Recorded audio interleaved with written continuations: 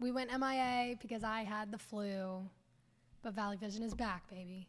I'm Abby Alonso, Joe Mitchell. We are powered by Culture Media. And, of course, got a shout-out 7-3 Distilling in NOLA and St. Rock Vodka. We wouldn't be able to do this without you guys. Why do I keep talking about them? Because, well, their vodka's really good. We're partnered with them. They are also partnered with Bayou Traditions, the official collective of NIL for LSU. Part of the proceeds of these bottles go directly to LSU athletes. So if you like vodka or you want to support the LSU athletes here that we talk about every day, this vodka is probably your best bet. It's distilled 5 times, or I believe, let me read it directly off the bottle. Ready for this? Yep. Distilled 5 times and filtered 5 days. When we tell y'all this is smooth, we mean it. They do the work. They produce a quality product. Definitely try this vodka. You'll be hooked. I guarantee you. Okay, you ready? We had an eventful Sunday at the PMAC, didn't we, Joe? Yep. LSU women's basketball, of course, came out with a win. They're on an 11-game win streak now. But the talking point here is Kim Mulkey. Roll the tape.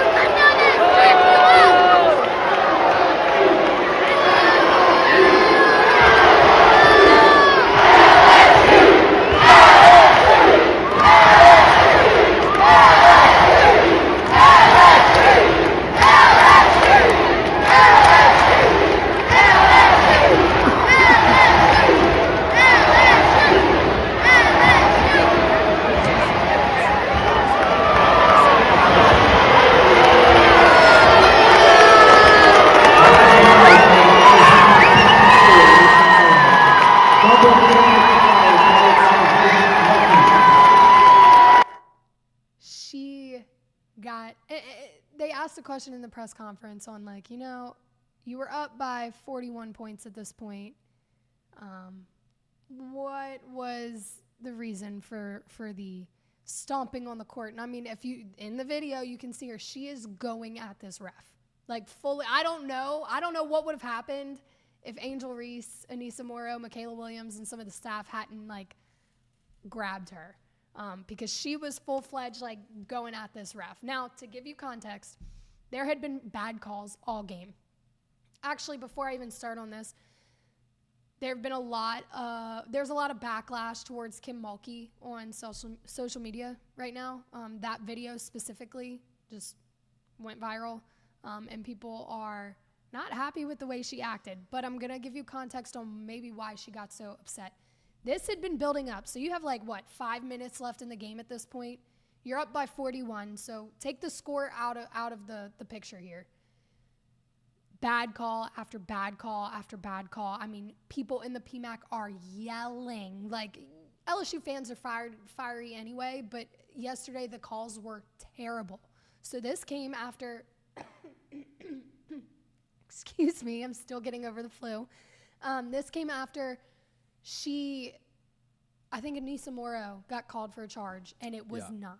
It was not a charge, and this was, like, the straw that broke the camel's back. Like, Kim just at this point was like, you know what?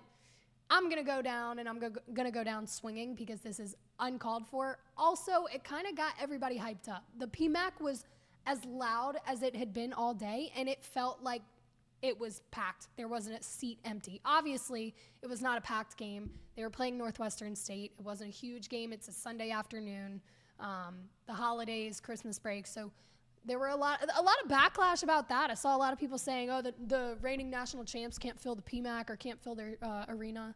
Stop. Do your homework, okay? But it did feel like after she did that, even after she had been gone already, like, it was loud for every point, like, the energy, like, just surged. So that could have been a play on her, like, to, you know what, I'm going to go out, but I'm going to get everybody ramped up before I do. But she's also a very colorful person, so she's animated. That reaction, I don't think surprised at least LSU fans. Like, we We know that's how Kim is. She's very passionate about the game. But it did cause some controversy all over Twitter. And then Angel Reese, so in the press conference after, they were asking, basically somebody came out the gate and they were like, you had to hold Coach Mulkey back. How was that? So this is what she had to say. I know we have another video from the presser. Cut me some slack. Also, I'm using my phone to video all this to make sure that it's getting out there fast. So it's a little wobbly, but you can hear her. Hold Coach Mulkey back when she got a little heated there. It was fun. I mean, me and Coach Mulkey have similar personalities, and we really like to win no matter the score. And of course, she's going to fight for us, and we all fight for her. So, in that moment was fun, and we knew we had her back, and she had our back. It was fun, and I think what happened yesterday was nice to see after Angel was not with the team for a little bit.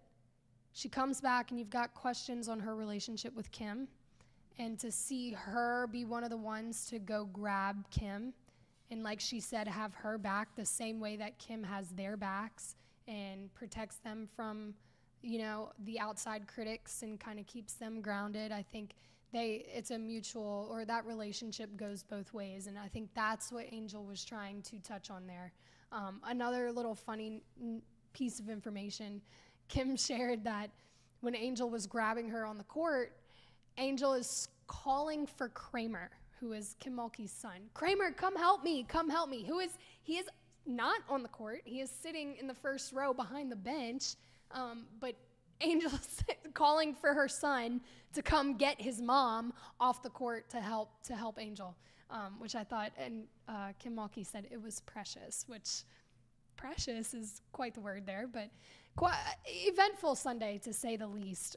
This is a hot topic right now. A lot of people are talking about it. I'm curious, Joe, thoughts on how she handled it? I personally, I'm going to say this with my whole chest, I love that stuff. Like, inject it into my veins. The passion, I love seeing people get fired up. Like, it didn't escalate too far. It could have, but I don't think that was ever Kim Mulkey's intention. She even said, like, I respect the officials. They're doing their job, and that's how I reacted. There are going to be bad calls. I don't like the bad calls, but I know that they're doing their job as best they can. But I love to see that kind of emotion come out of coaches, players, all of it. Yeah, coaches more than players, I would say. But yeah. But I do love that. Like, all the stuff on Twitter I was seeing, hopefully not LSU fans or whatever. I don't think it was. Yeah, I don't think so, because, and I will say, look, a couple years ago, whenever Will Wade was here, he would do the same thing. He would try to get thrown out of games, and sometimes would get thrown out. Right. And the PMAC loved it, and LSU fans loved that, and he knew when to inject life into the team. And the outsiders all hated it. They all hated it and said he was classless, and I know he was going through other things and this, that, and the other. But, like, let's just be consistent. And if you're an outsider, you're an outsider, and that's fine. If you're an LSU fan, let's just be consistent. I love it. Right. Everybody's entitled to their opinion, but also take into consideration the context of who this coach is. She said, this is not my first time that I've been thrown out of a game. She's been ejected before. This is not, like, groundbreaking, oh, my God, the quiet, timid coach got thrown out. No, this is Kim Mulkey. She's fired up. She's literally on the court. Like, I watched her yesterday in her little power squat. You know what I'm talking about. And the very tip of her heel, okay, the point, ladies, the pointed toe was over the line on the court. And I mean, the Northwestern State guard is not even a foot in front of her. Kim did not bulge. She didn't move. She was squatting there, and the player was on the court, and she can move in her space, and I'm going to stand here because this is my coaching space. And it was like, you didn't even flinch. Like, this girl could just whack you at any point. No, but that is Kim Mulkey. That is who she is, and I think LSU fans loved it. Again, and I want to go here. If that was a male coach, you wouldn't get half the backlash that you did. You do see backlash for coaches that get thrown out, but I think it's a little bit elevated because it was a woman. Think about Nick Saban. The emotion that you see from a lot of these male college coaches, you don't bat an eye. Yeah, Nick Saban will throw his his clipboard and lose his mind up 40, and everybody says that's why he's a good coach. Food for thought. I'll let y'all digest that. But that's why I threw out the Will Wade point. Oh, yeah. Oh, look. I'm not saying that's the only reason. Right. Everybody has their own opinion. Again, like I said, entitled to your own opinion. But I liked it. I thought it was a drab Sunday. Needed a little drama, of course. LSU athletics always needs a little spice, you know. So, yeah, it was fun to watch. I'll say that. And my video did fairly well, getting picked up by Sports Illustrated and CBS. And Lasagna Del Rey. Yeah, somebody stole it, y'all. Whatever. We're working on it. Anyway, the game was a good game, though. Angel had probably one of her better games since she's been back. She had a double-double. Aneesah Morrow, of course, had another double-double. Michaela Williams was struggling, getting shots off, but nothing would fall. I mean, it was just around and out, just nothing until the fourth quarter. And we asked her in the presser kind of, how did it feel to actually drain a three in the fourth quarter? And she was like, finally. It was just an off day for her, but still, I mean, the shots were good, just didn't fall. So they are on an 11-game win streak. They head to Baltimore, which will be really cool. Angel talked about in the press conference yesterday, going back to her hometown to be able to play in front of family and friends that don't necessarily or aren't able to get down here to watch her play, might watch her games on TV, but to be able to play in front of her family, her grandparents specifically, in person, her high school coaches, girls she played with, is going to be a little bit more meaningful. And I think they have some stuff set up. She's going to give the team kind of a rundown of her hometown. They're going to get to see the court that was named after her. I think she's having her favorite food place cater them for something. And Kim Mulkey said that, before the season when they're going through the schedules or they're trying to schedule games before SEC play, they try to take into account where their team is from and try to get games in those locations so that their family and friends can attend those games and that they can show out for their hometown. I know she said they're trying to schedule maybe for next year somewhere in Bossier, because Michaela Williams is from Bossier City, North Louisiana. I think they're working on playing Grambling. She said Louisiana Tech will not play her, which is I found very interesting considering she has a statue of herself at La Tech.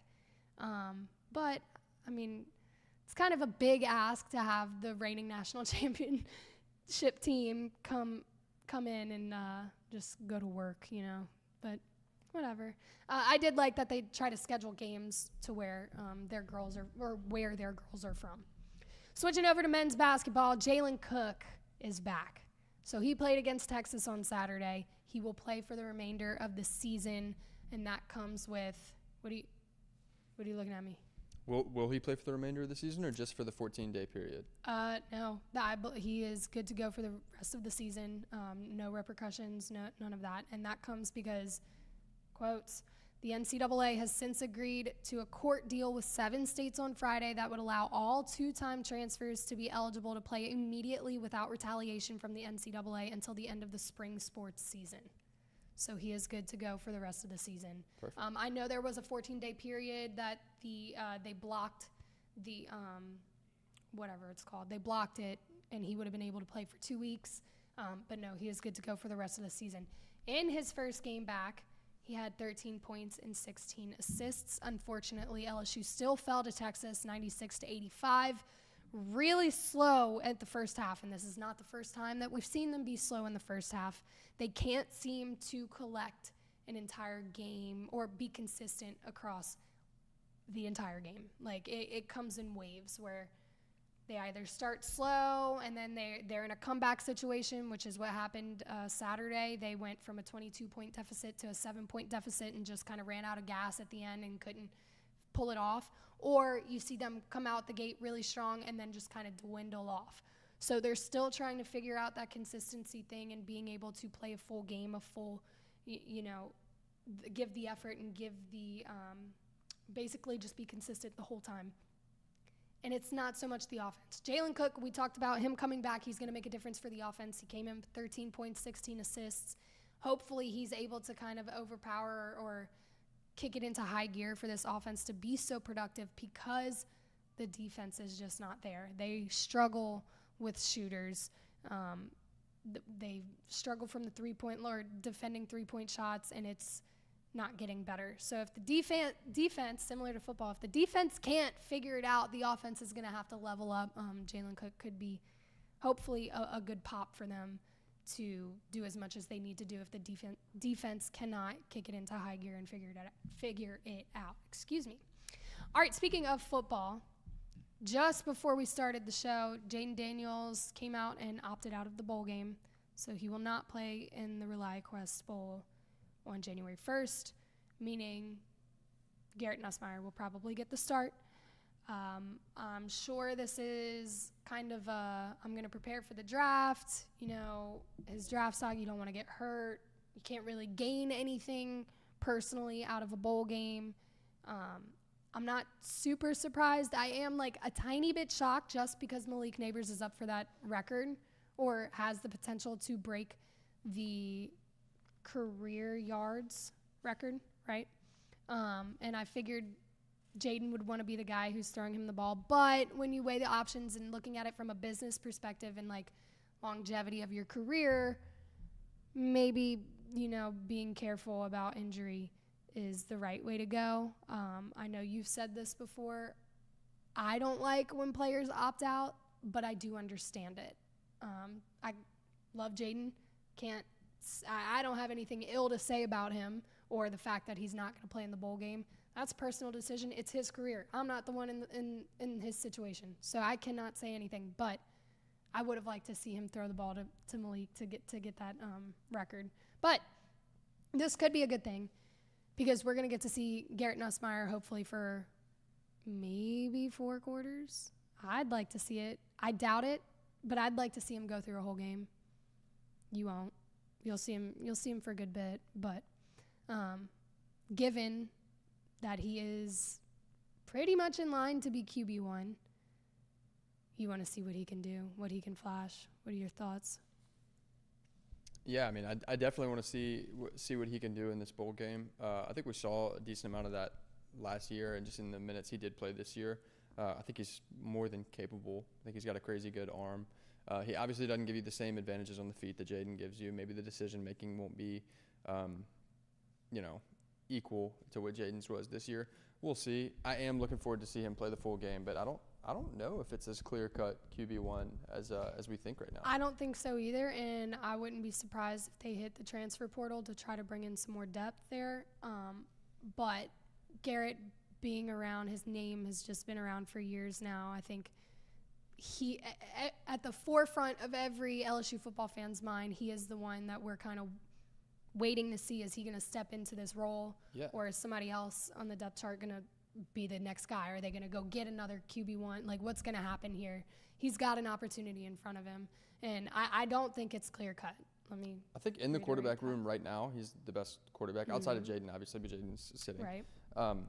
Yeah, I think of what we got right now and what we got coming in, I think it would be no question that Garrett should be the quarterback next year. But the reason I say that is because I don't think it's out of the question at all that we go get somebody out of the portal. All of the last several Heismans have been out of the portal. So it doesn't. I saw that. It doesn't make a lot of sense not to try and at least go get some competition. Okay, well, let's talk about the portal. We added a couple guys, and I know you know a little bit more about some of these guys that we've added, but we've also lost 9 guys. So before we talk about the 2 guys, is it 2? Yeah.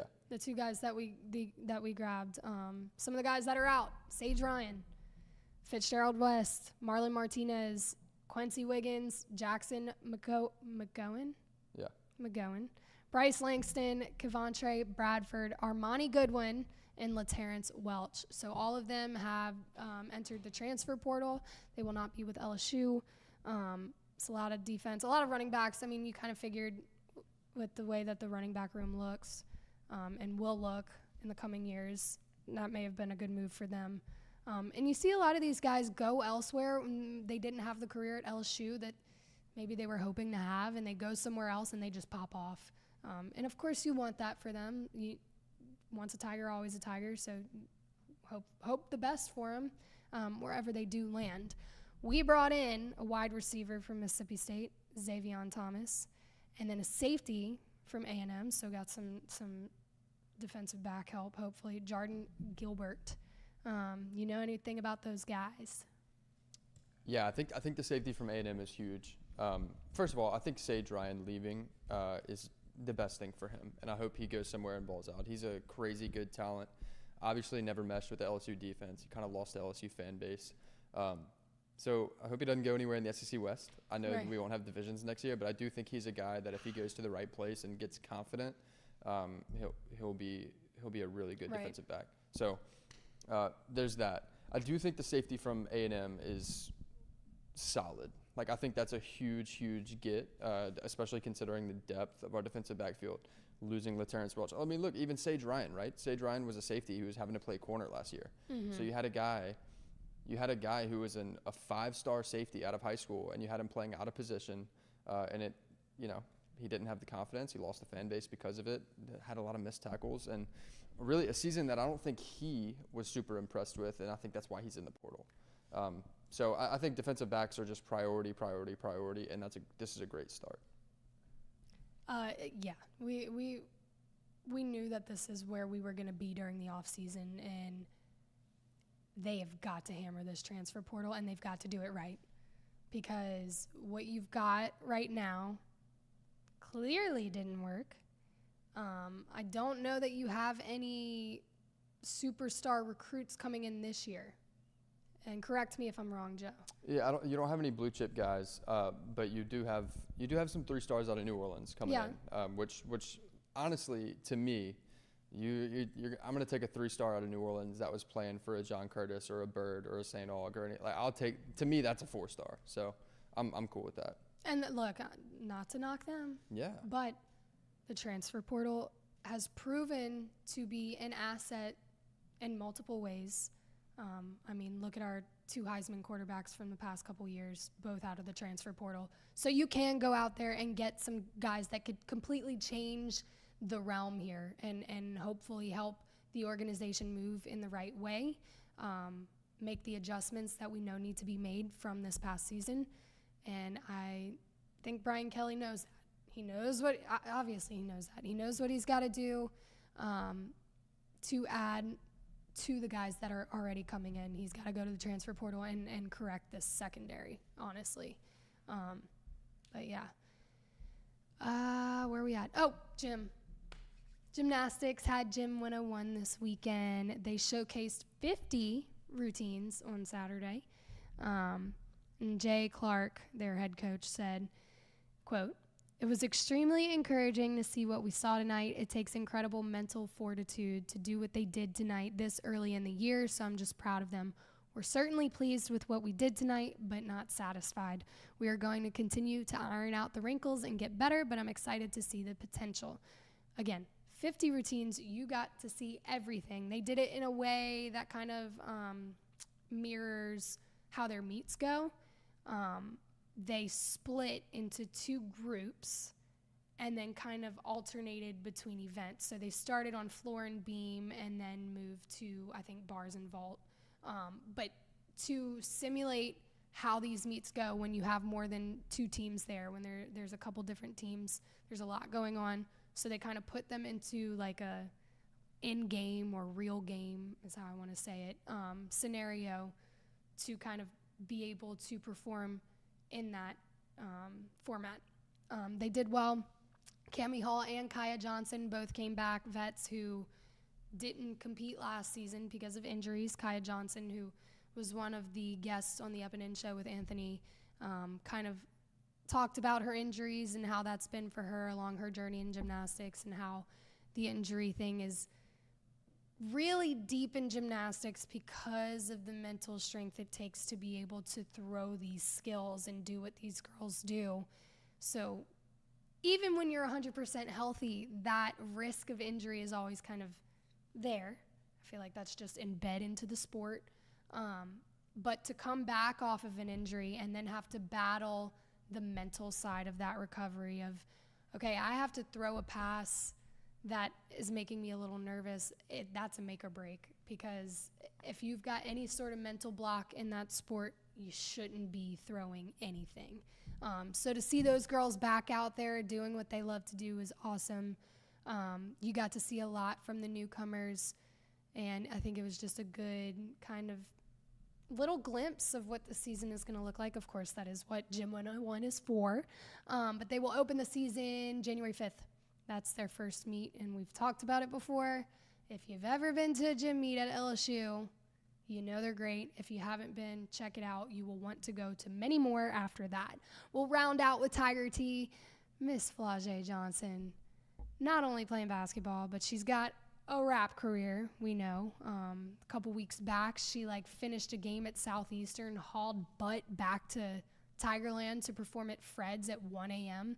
Well, last week, December 13th, that was Wednesday or Thursday, she flew to Atlanta and performed with Rod Wave, played her song Big Four, and then came back. But what? That's insane. Just flew out, performed in Atlanta, full arena with Rod Wave, glammed out. The fit was incredible. And then flew back and just continued playing for LSU. Not just another school, the national championship, reigning national champions, came back and did that. I was watching her at the game yesterday.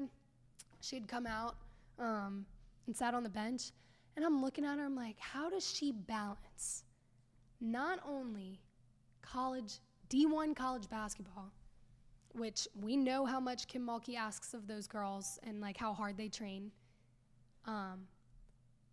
school, social life, I'm sure, family life, some sort, and a rap career. I can barely handle a job. One job.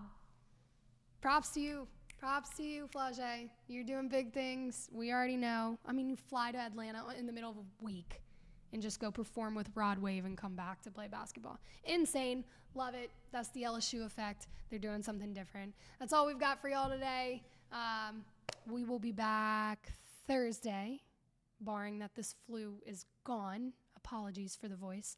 But we appreciate y'all, and we will see y'all soon.